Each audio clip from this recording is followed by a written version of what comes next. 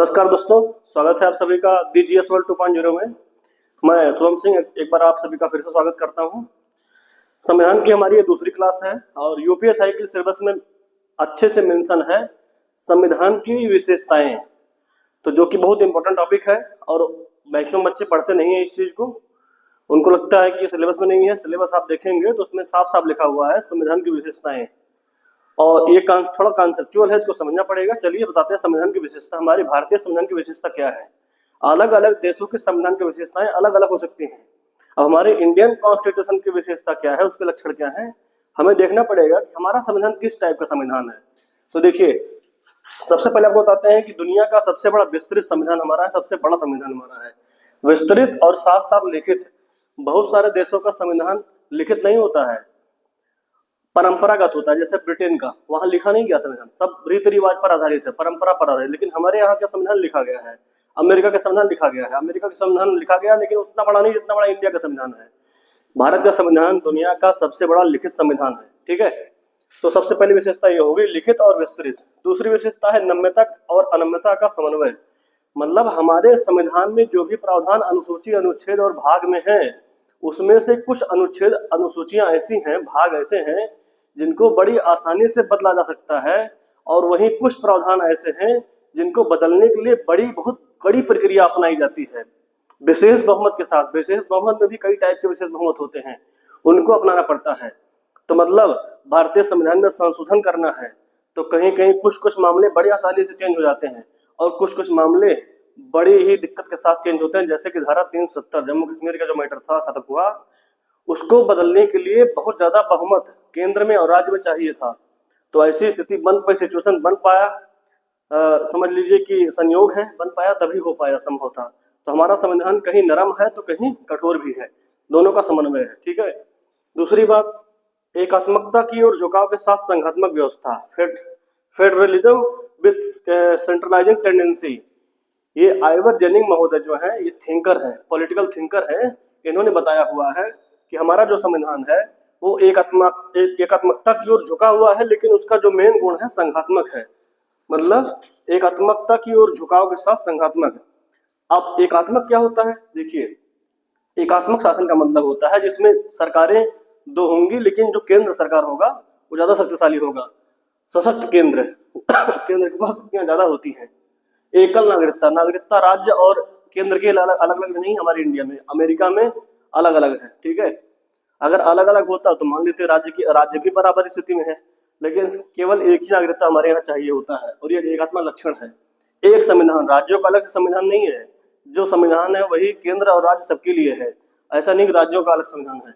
All India service, Akhil Bharatiya सेवाएं, जैसे इसमें 3 टाइप की सेवाएं आती हैं, IAS, IPS और IFS। तो ये जो सर्विस है, 3 प्रकार के ऑल इंडिया सर्विस हैं, इनकी नियुक्ति तो केंद्र करता है, लेकिन राज्य काम ये राज्य के लिए करते हैं। मतलब राज्य केंद्र नियुक्ति करके भेज देता है राज्य में अपने एजेंट के रूप में कि जाइए वहां काम करिए और हमें सूचना देते रहिएगा। तो ये जो 4 चीजें हैं, ये एकात्मक संविधान के लक्षण हैं।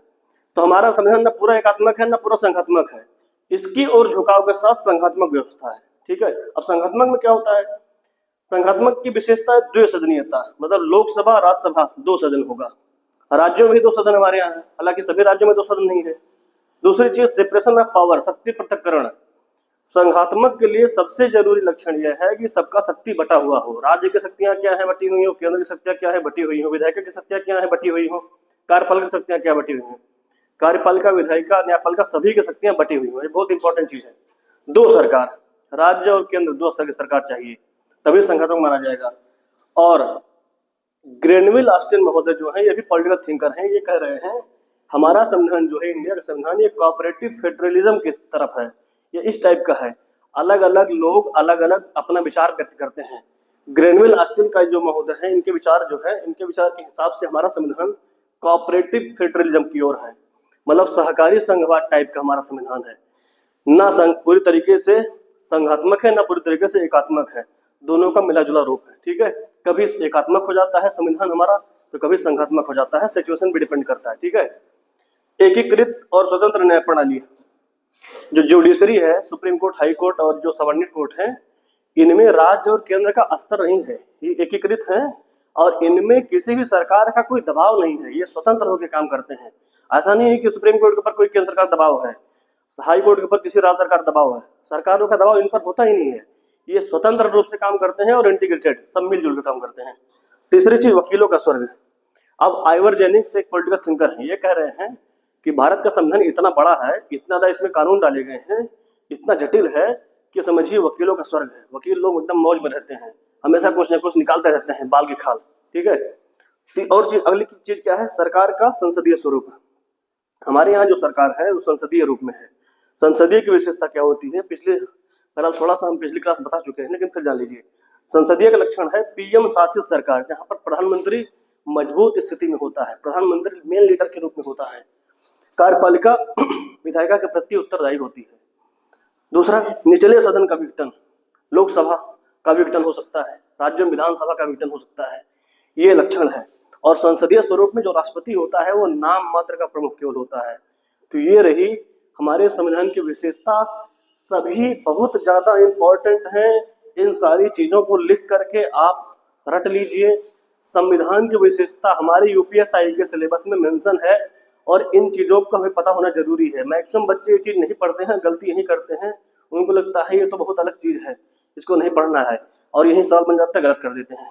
तो चलिए फिर मिलते हैं, धन्यवाद।